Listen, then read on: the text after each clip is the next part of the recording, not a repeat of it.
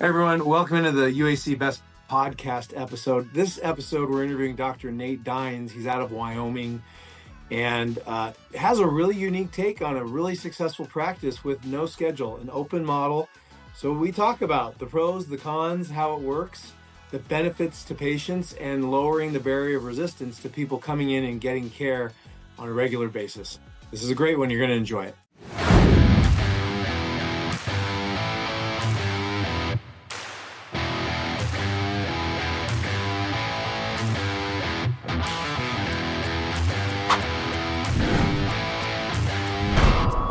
Hi everyone, welcome to the UAC Best Practices podcast. Dr. Brian Capper here. We hope the goal for today or any of our best practice podcasts is that you learn a little something from one of our UAC members that you can take and apply, whether it be your life or your finances or your practice or whatever it might be, something you can implement to make a immediate impact for you, your life, your patients' experience, whatever it might be. I'm here with my co-host, Dr. Alan Miner. And Doc, why don't you take it away? Introduce our guest.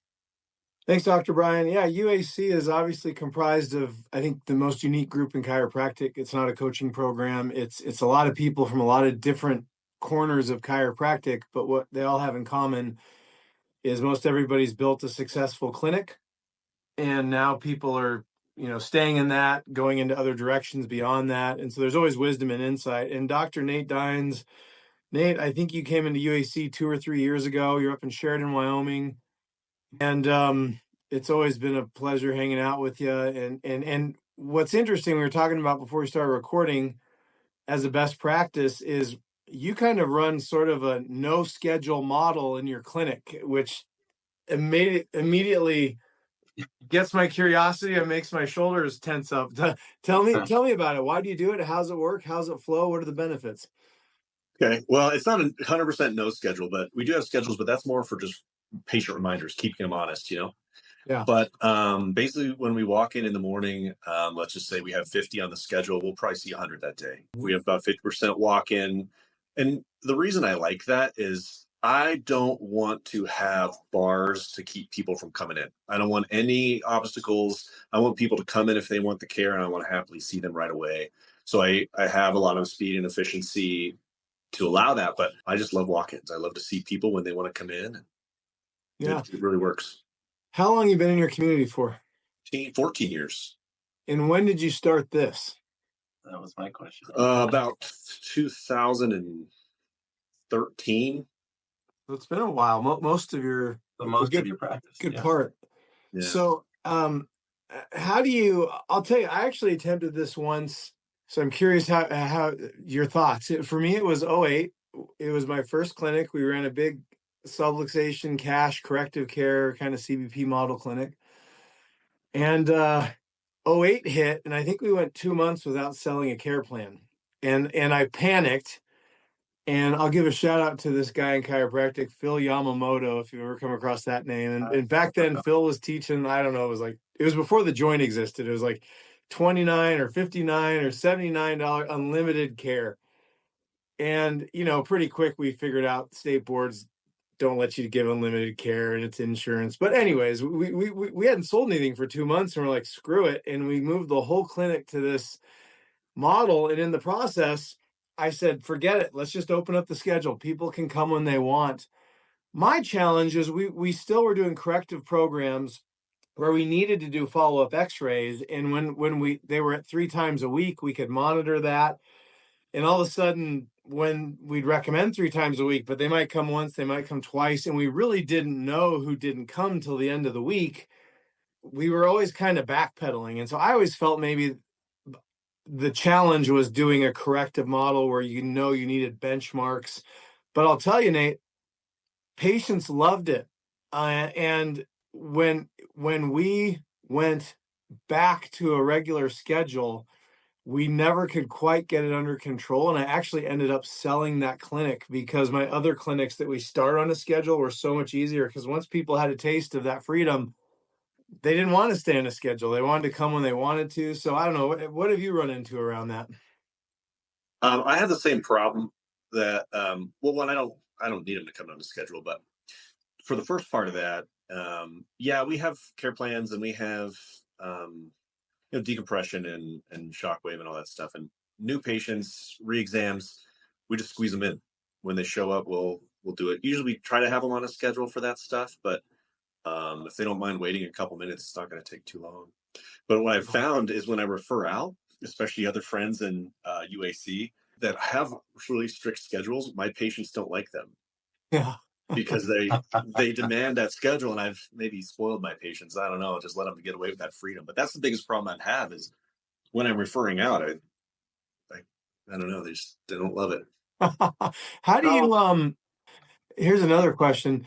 We inevitably what would happen to us is we'd be kind of sitting around for an hour or two, and then 10 minutes before the shift ended, it'd feel like the whole office decided to show up, and we struggled there of like keeping the flow. Do you find doing it this many years that it kind of evens itself out, or do you get those bottlenecks at any point? Well, I think in any practice, there's peaks and valleys in the time, But what I found is that nobody makes their time anyway for a schedule. Hey, you're scheduled at 10 o'clock. Well, they'll show up at 10:10, or they'll show up at 9:50, or something like that. And so, yeah, it actually just evens out throughout the day, and we'll have our peaks and valleys in busyness, but overall, it's pretty smooth flow the whole day. So, since you do things that way, one thing a schedule does is when patients don't show up for an appointment at all that day, right?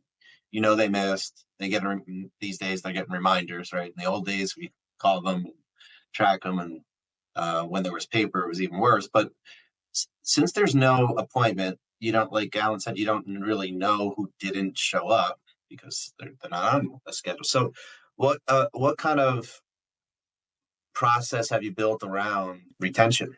Like, what is really retention? Great question, and I haven't mastered that yet. Yes, there's always the people that you forget about in your week to week thing.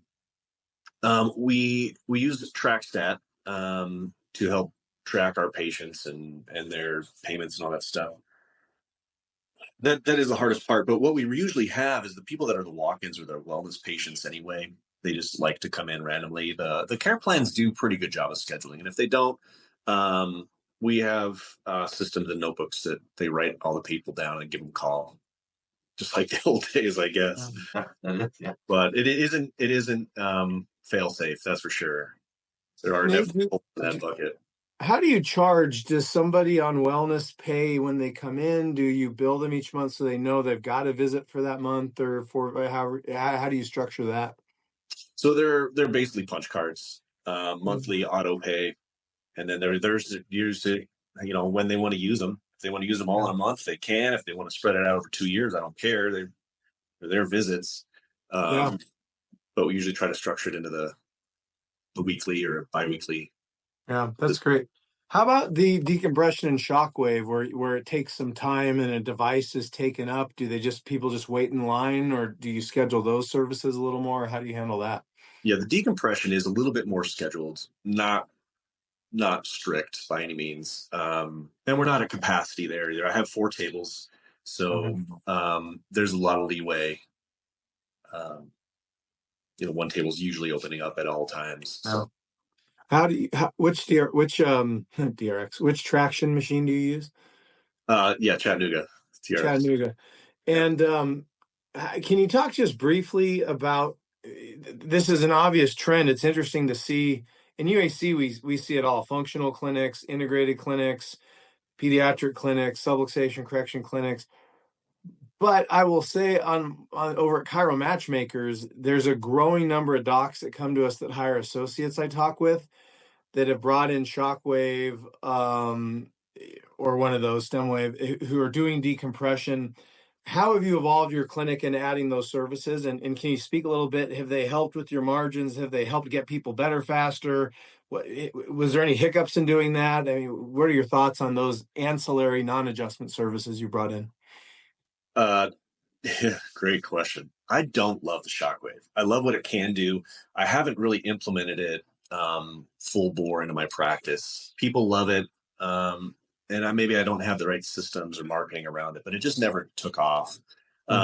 Decompression, I do love just because of what it does for discs and stuff. And I found people get better faster.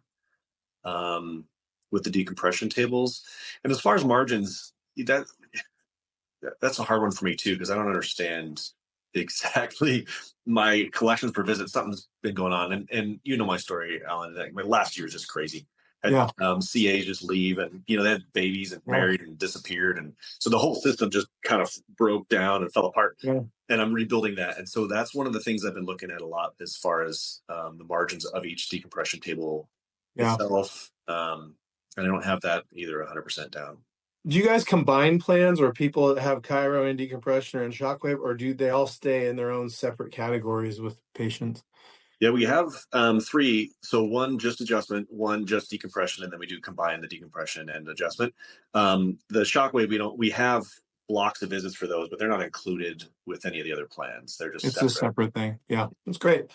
Love it. Well, that's a great curveball, Dr. Nate. The open. You don't get that one very often. Yeah, I love hearing it, and that's the point of this podcast, to get people's brains going about, because I think what you're working against is chiropractors love to control. It's always we track our missed appointment rates. But there's another side to that coin of what do patients want? And I was really aware when I did that, they loved the open schedule. It was really hard operating the clinic, which is why I struggled with it. But if your goal is to really maximize patient satisfaction, lower barriers to entry, like you said, and make it easy for people to use your clinic as part of their lifestyle, there's a lot to that. I mean, let's look at the Joint. I don't think they work off schedules. I think people come into that model and they've got them all over the country. So I think it's fascinating you're diving into that, and I appreciate you sharing that. I think that's going to get some synapses firing for people. Yeah, I hope so. It's fun. It makes the clinic more fun, and it's always surprising how many you get to see in a day. And last question we always wrap with: UAC. What's been the benefit to you? What have you taken from it? Why are you a member of UAC? UAC is a blast. Just high level conversations, fun times, great places that we go to. It's always bougie, which I like. But I got UAC thanks to the Smiths in Cheyenne, and I just loved everybody when I met everyone. And I'm in it because it's fun. It's an experience, and it's mind expanding every time. Well, we love you being a part of it. It's always fun to get time with you, Dr. Nate. And thanks for sharing some wisdom in that nugget. That's awesome. Yeah, it's great talking with you guys. Thanks, Doc. You too, man. Appreciate the time. Care. Thanks, guys. Have a good one.